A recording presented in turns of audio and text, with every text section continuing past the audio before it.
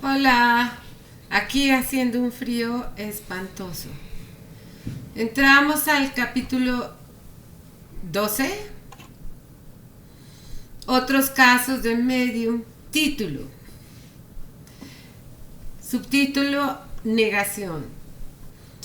Cuando comencé a considerarme medium, me visitó un hombre. Él me dijo que en vez de entregarle las cenizas de su esposa el lugar, le habían entregado tierra, por lo que creía que ella seguía con vida. Así fue como comenzó a atorarse en la etapa de negación del proceso de duelo. Un proceso normal de duelo aproximadamente dura 2 años, pero si hay negación se prolonga, tal y como le estaba pasando al Señor. En su caso tenía ya 2 años y seguía en la etapa de negación. Le faltaban las otras 3 etapas que debía haber atravesado en esos 2 años, las cuales eran enojo, dolor y aceptación. Nos sentamos a trabajar, le dije que intentara ver a su esposa, prendí los láser, los LEDs. Cuando trabajó sobre mi rostro y logró verla, se levantó, abrió los brazos y se me lanzó. Se fue sobre mí. Yo me asusté tanto que él se detuvo. Después de esto, el hombre me dijo que había visto a su esposa en todo su esplendor y que por eso quiso abrazarla. Ese día él aterrizó y aceptó que ella sí había muerto. Eso es muy importante porque de no haber hecho esto, pues él no la hubiera visto en su total energía, ¿no? La siguiente semana le preguntó, o sea, llegó al consultorio y tenía dudas de a quién darle su ropa de su esposa, porque ya había cerrado esa parte. Entonces le preguntó a ella, le dije, pues pregúntale. Y salieron, sobre mi rostro, salieron sus hermanas, de ella, de su esposa que ya murió. Así que les regaló su ropa a ellas. Así poco a poco, a través de sus venidas al consultorio y hacer preguntas, fue comprendiendo y viviendo su proceso hasta que en una ocasión él le contó a ella que conoció a una mujer y le preguntó si estaba de acuerdo con que rehiciera su vida. No recuerdo cuál fue la respuesta de su esposa muerta. El caso es que ella le dijo que sí. O sea, que de alguna forma, no recuerdo exactamente las palabras, pero la idea era que sí. El holograma conduce a la paz, no conduce a la no paz. Por lo tanto, las respuestas le ayudaban y rápido. Digamos que en 3 meses de terapia resolvió el proceso de duelo. Así de loco fue esto. Bien, este es otro caso de un duelo no resuelto. La dulce viuda, título. Hubo otro caso, el de una mujer que cuando murió su esposo se dedicó a tomar alcohol. La mujer sentía mucha culpa porque durante el entierro de su esposo estuvo ebria, lo cual la llevó a no darse cuenta de que su esposo había muerto. La mujer llegaba al consultorio, nunca supe quién era, como por variar. Nunca me dio su número telefónico y mucho menos su dirección. La viuda trabajó con su esposo fallecido cerca de 6 meses, hasta que, igual que en el caso anterior, le contó a su esposa que había un hombre que la cortejaba y que era amigo de él. Esto no está escrito, pero yo sí recuerdo que era amigo de él. No recuerdo la respuesta del fallecido igual, pero es posible que se tratara de un sigue adelante, por lo que esa fue la última vez que vi a la mujer. A partir de esto jamás volvió, pero pude ver que se recuperó rápidamente, lo cual es muy distinto a estar en terapia durante muchos años y nunca recibir respuestas. Estas últimas, el recibir respuesta, ver a la persona sobre mi rostro y recibir la respuesta acelera el proceso de recuperación Y eso es muy bueno, ya que la etapa de sufrimiento se acorta. La luz del suicidio, título. Había una vecina que tenía una estética y me comentó que su sobrino murió por respirar aire comprimido. Es decir, que de alguna manera se suicidó. La familia del chico me visitó para hablar con él, pero por separado. El papá y el hermano jamás lo vieron cuando estuvieron conmigo. Nunca pudieron ver a su hijo y hermano. Solo veían al diablo y monstruos. Yo no pude hacer mucho, no pude. Pero cuando entró la mamá, no solo lo vio, sino que yo me iluminé. Vi salir de mi piel luz radiante que me iluminó. Fue impresionante ver cómo de la piel de mis brazos emergía luz. Cabe señalar que lo bueno del caso es que no fui solo yo quien lo vio o quien vio la luz, sino también la madre del joven. Aunque ella reportó que solo vio que se iluminó el cuarto, y pienso que ella no vio el fenómeno completo, eso creo. O sea, es de terror. Yo estaba, cuando salió el muchacho, o sea, cuando ella lo vio, yo me iluminé. De mis poros salía luz. Y eso es, o sea, claro que entré en pánico, dañé todo de susto. Y pegué el grito y salí corriendo y me subí, nos subimos, ella también pegó el grito. Fue de terror, porque de verdad estaba lleno de luz. Finalmente, de ser un diablo ante la mirada del padre y del hermano, con su madre se convirtió en luz, una intensa luz que no existía en el consultorio. En ese momento me pregunté si esa luz se quedaría conmigo permanentemente. O sea, mi terror era que yo qué iba a hacer con esta luz, o sea, cómo iba a vivir con luz. El acontecimiento me invadió de miedo, así que grité. La señora también se asustó y gritó.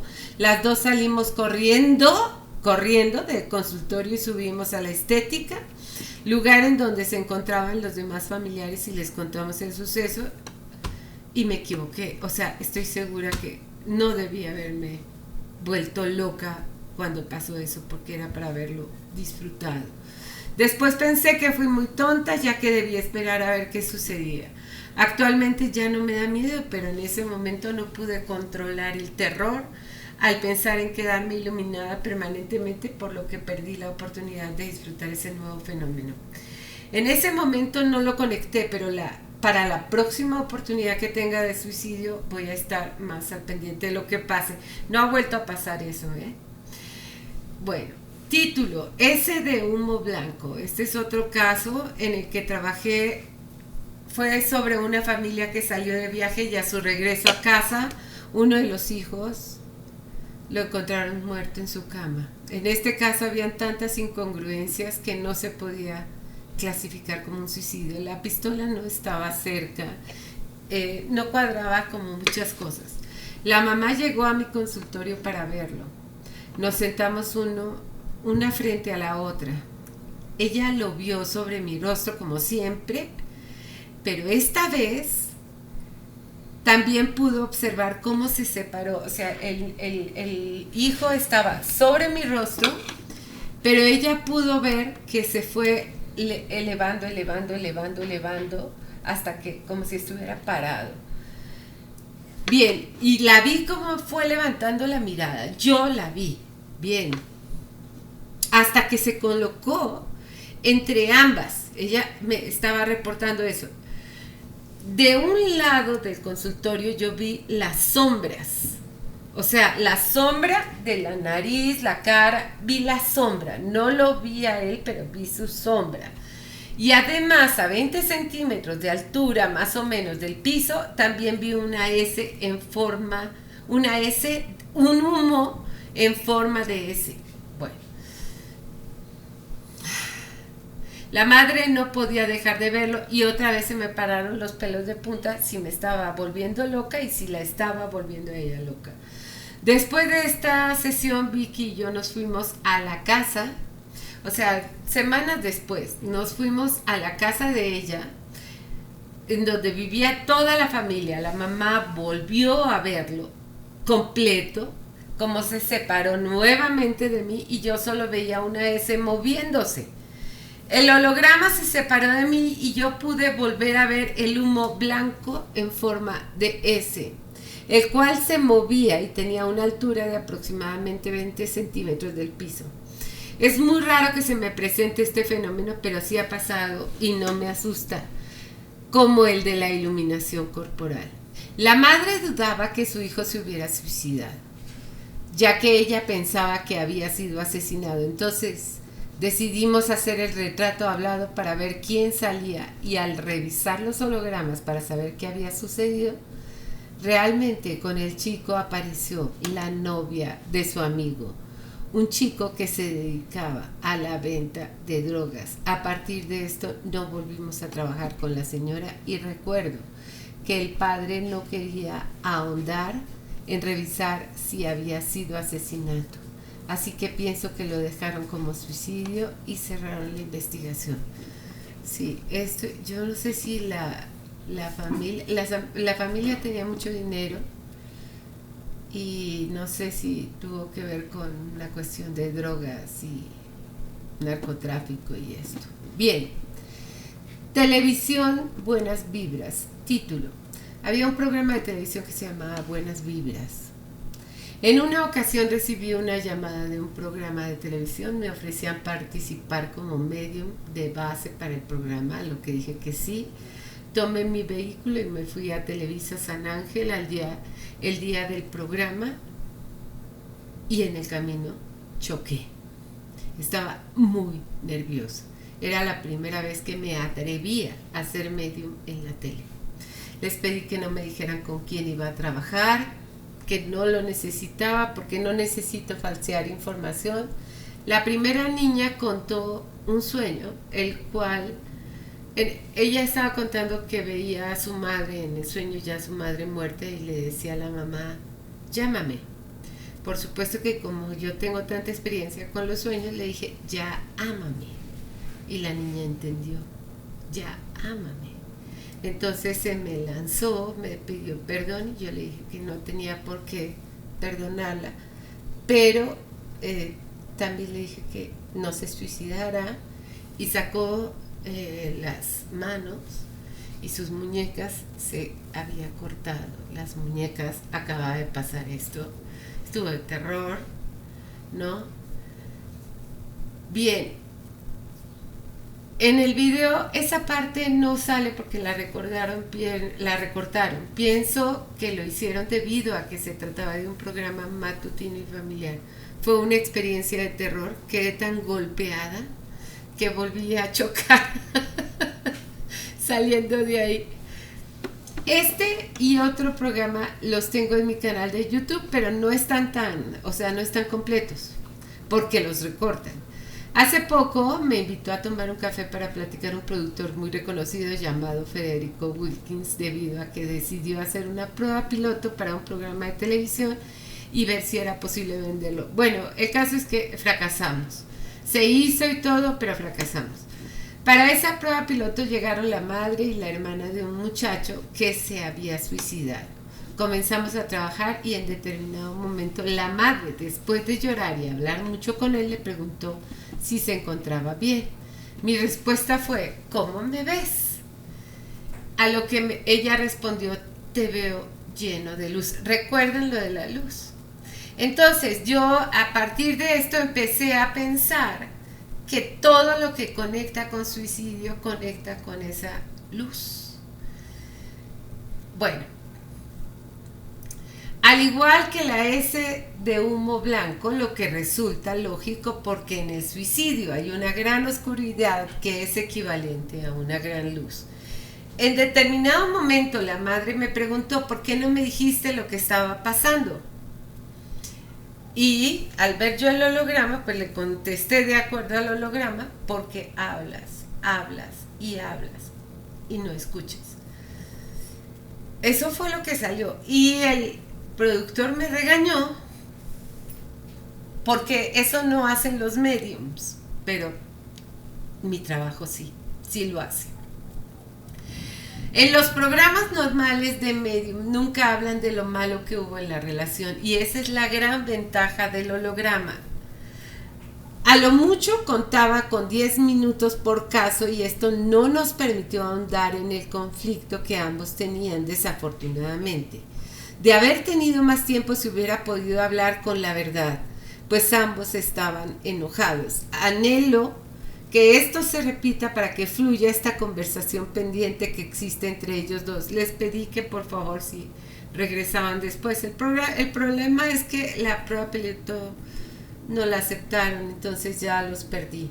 Al final ella le preguntó a su hijo si tenía VIH. Sobre su rostro, yo vi a un hombre, sobre su rostro de ella, vi a un hombre mayor y se lo describí. Me respondió que sí lo conocía. Le pedí que lo buscara y le preguntara eso a él. No sé qué habrá pasado, esta sesión corta fue terriblemente fuerte y al final se le bajó la presión a ella, con toda la razón. Tuvimos que darle un suéter y un café con mucha azúcar para que se recuperara, lo que tardó poco tiempo en pasar. Sí, es que fue muy fuerte, es que es un suicidio es terrible. Bueno, no es la primera vez en este tipo de eventos que el cliente se enferma. Recuerdo que en una ocasión vino una clienta que escuchaba voces, por lo que trabajamos con hologramas. Habló sobre mi rostro, habló con cada uno de sus fantasmas y los vio. Esto fue un sábado. El martes se internó en el hospital y le encontraron un tumor benigno muy grande. No sé si al lograr enfrentar sus fantasmas y verlos también salió a la luz el fantasma del tumor, es decir, que se salvó, que se pudo haber salvado ella, porque era un tumor no grande, era gigante, era muy, muy grande, anormal, bastante anormal. Ella habló con un coronel que era padre o abuelo de ella, logró colocar las voces de los fantasmas y los vio. Y empezó a darse cuenta que era un ancestro de ella y eran otras cosas. Bueno, el caso es que otro caso fue una señora que podía perder su empresa y saliendo del consultorio se fue al hospital. Es probable que ya estuviera enferma, no lo sé.